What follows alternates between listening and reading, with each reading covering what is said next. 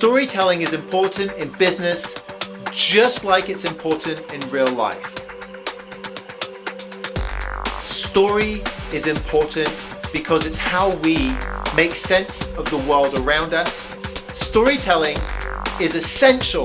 Storytelling is what bonds us. Stories are how we make sense of the world. Every single human being constructs their entire world with story. Stories resonate with us. Without story, we can't communicate and we can't understand. Even a loving embrace and a hug that gives you a deep, warm feeling is giving you a deep, warm feeling because you're putting that into a story in your mind about what that means to you. Stories connect in a way unlike any other information. You will communicate in a way that people not only understand, but care about. A data sheet or a PowerPoint presentation that isn't fueled by story is nothing to care about. A great story affects you.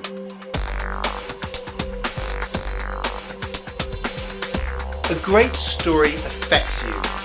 A storyteller will know that their message is connecting with an audience because that audience will lean in. And when people lean in, they want to know more, they want to engage, and they want to act. Storytelling is important in business just like it's important in real life.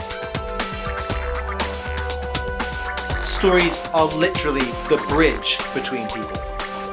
The bridge between people. Storytelling is what bonds us. Stories are literally the bridge. Stories are how we make sense of the world.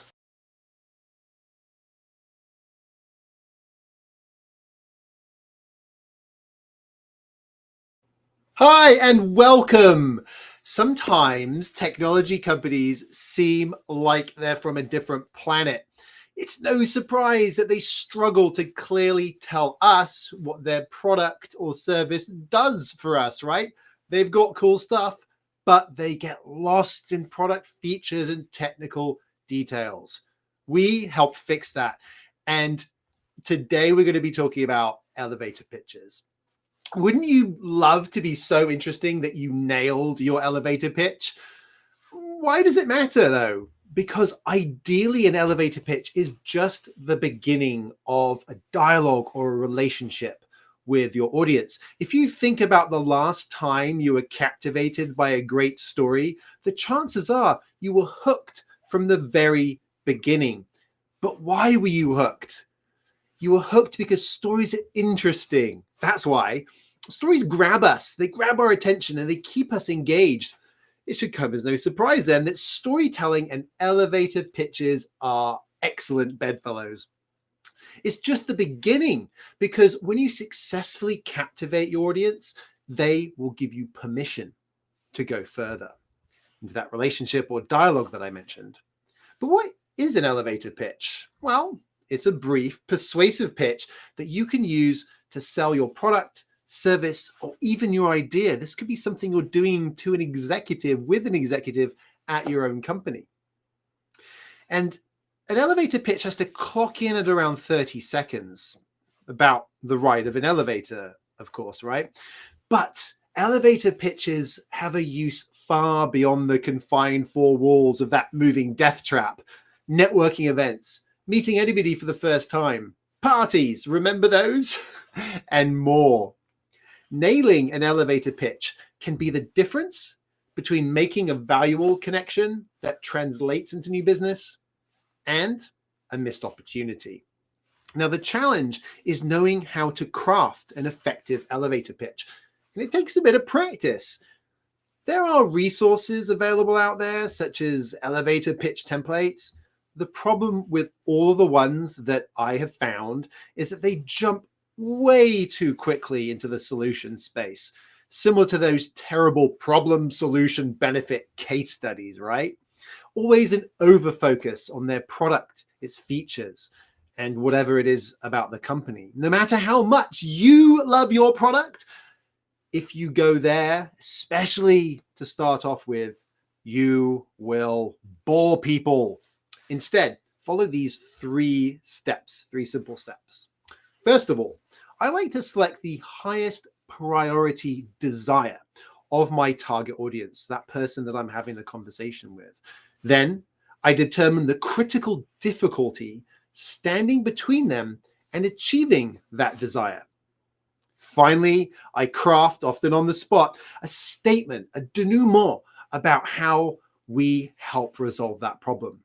The untangling of the knot, if you will.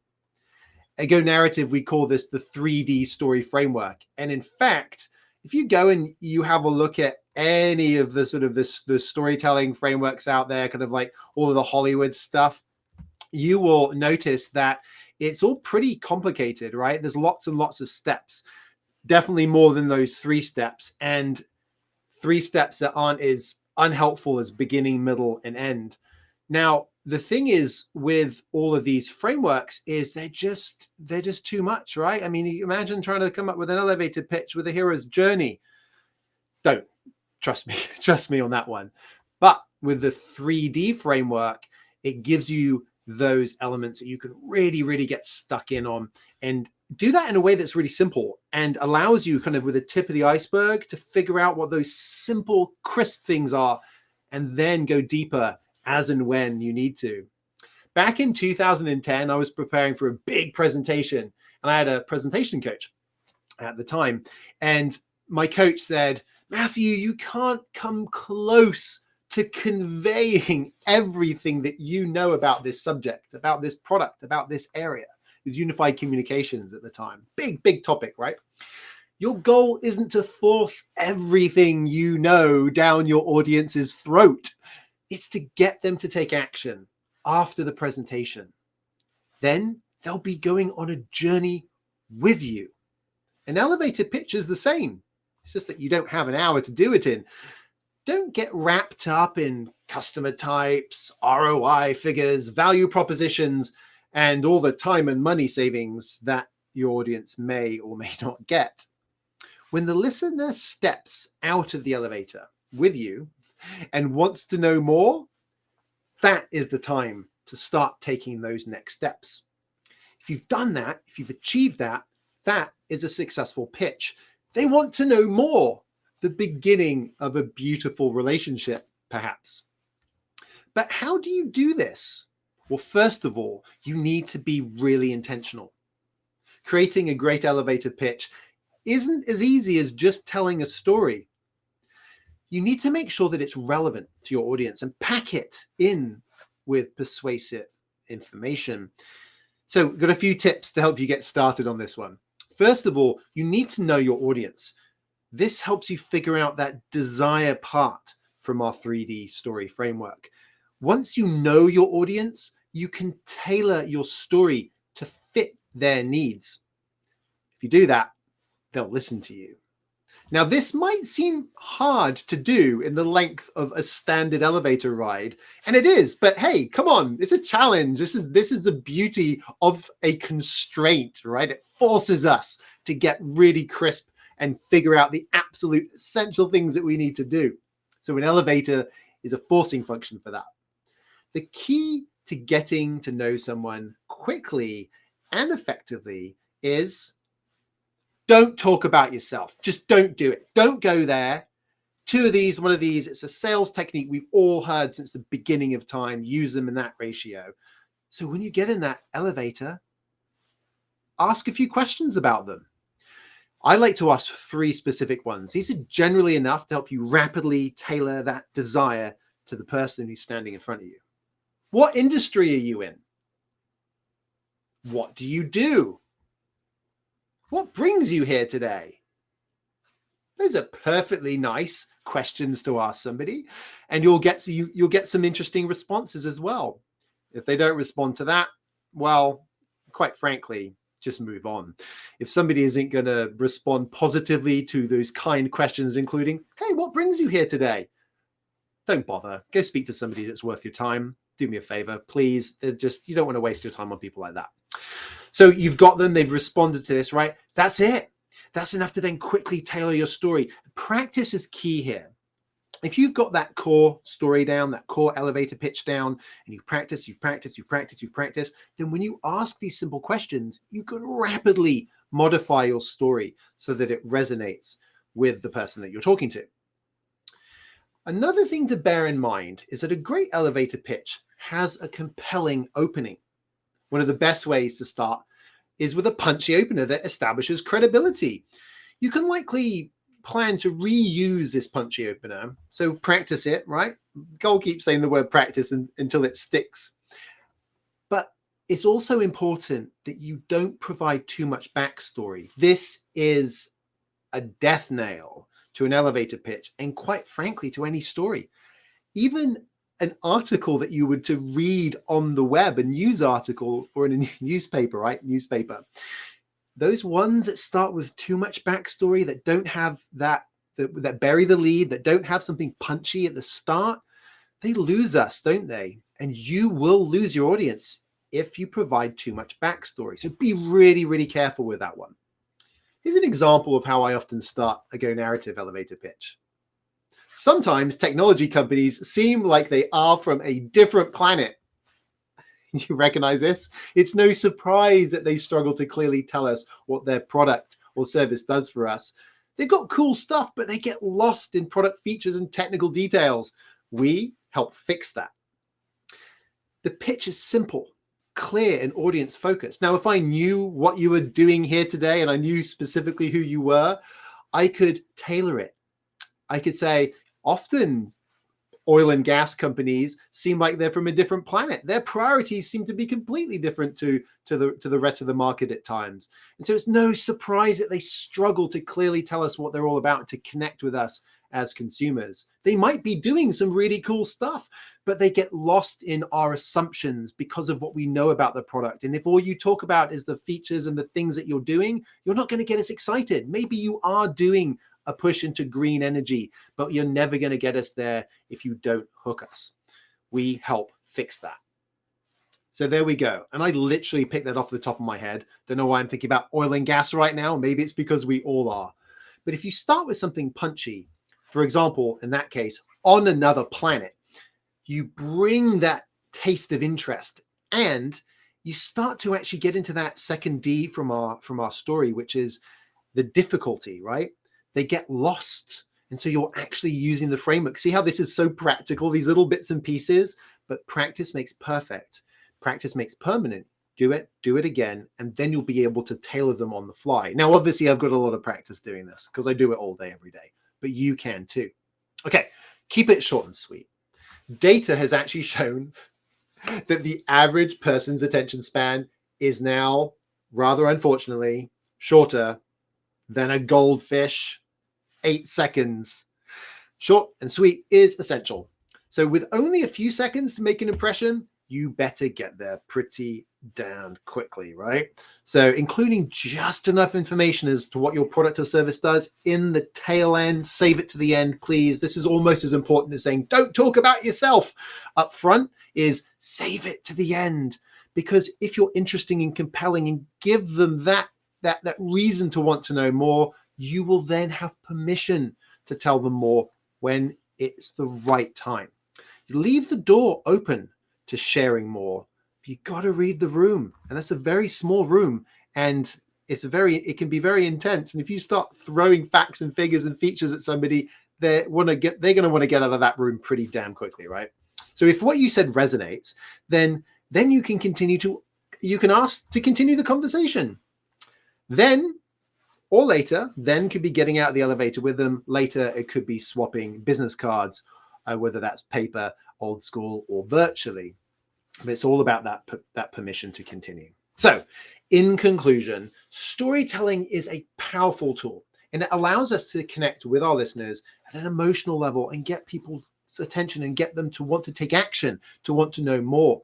In crafting a great elevator pitch using storytelling, you need to make sure that you know your audience, ask those questions, hook them from the beginning, keep it short and sweet, and focus on the benefits on the tail end. The benefits to them, not the features. Now, remember, you've only got a few seconds to make an impression, so be sure to practice, practice, practice, get it down, and then you'll be able to tailor it on the fly. If you do this, you'll find yourself on the same planet as your audience. So good luck with that. Now, I've got a few other little bits and pieces to share with you on the back end for maybe if you're a little bit more advanced. If not, just stop here and focus on the 3D framework. But I do want to share a couple of other bits and pieces with you from our frameworks, because I think you'll find these really interesting. So this one we obviously already touched on. This is another one that we have. This is our story meat method: morals, essential emotions, and truths. This is a really good way to infuse things that people care about into the stories you tell. Meet your customers where they are, right? Meet the person in the elevator where they are.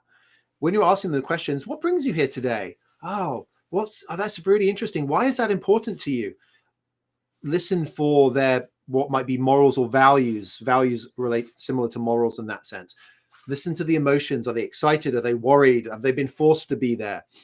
And the truths. Maybe this is a conference they come to every year, right? All of these things are going to help you tailor that and take your elevator pitches to the next level. Now, you can also use this framework when you're prepping your story before you're going anywhere near an elevator, and I definitely would encourage you to do so. Another one of our frameworks, and this one's not so much something that you would use in the elevator, but something that you would use to help you prepare your story in advance, and that's because it's our narrative framework. This is our TRIPS storytelling methodology: transformation, what's changing in the world that's affecting your audience, what are the reasons to believe, facts and figures there, and also the aspirations that the audience has. Where do they want to be? There's some pretty good reasons to believe when you know that somebody wants to be somewhere. Eyes for innovation. This is your secret sauce. This is that one thing, that one benefit that you want to make sure that you leave with them with, especially from that elevator perspective. Problems. That transformation is going to cause people problems. Change causes problems. And then when you try and get with the change and navigate the change, there's problems getting going. And then as you get going, there's problems that crop up along the way. So these are elements that you can start to think about when you're planning the story that you're going to tell with the 3D framework. You can kind of look at the big picture a bit more and think about, okay, so what are those problems? And that can also help feed into that single difficulty that you want to pick for your particular story. Now, the S of our TRIPS framework, this is where we really encourage people to think about the stories in each one of those components. This isn't going to be so relevant for your elevator pitch, but when you're thinking about the stories that you can tell, what are those stories of the transformation? What are the stories of reasons to believe? Maybe somebody's already done it before, a case study that you can talk about. Innovation stories, that might be about your founder and the problems. That's another good place to look for case studies or real world examples. Now, again, these aren't the really ones that you want to be thinking about using in the elevator pitch. If you've stuck around for these little nuggets, thank you for doing so. But these will be helping you take it to the next level in your preparation and thinking about all the potential stories you could tell. You might even end up coming up with a collection of stories that you can then pull out of your tool belt depending on who you're speaking to. That's going to be some next level stuff. Don't worry about that just yet. Focus on that one story. Focus on that one elevator pitch. All of this is included in our Storytelling for Action program, which includes a book, the ebook, the print book. We are on the verge of releasing these. We're just dotting some I's and crossing some T's with the print details. And in this playbook, we have all of these frameworks that I've talked about. And it's a playbook. So it literally, there's prompts, there's places to fill the information in, there's hacks, literal, here's an example, here's what you could use. You can pick it up and run with it, or you can use it to inspire and find something that's very special and related to the specific story that you're looking to tell. So this is like over 300 hacks in here. There's 100 pages. It is a practical guide to help you build and tell stories. And it also includes our secret sauce for how we create strategic narratives. I mentioned that TRIPS framework. That's where this comes in.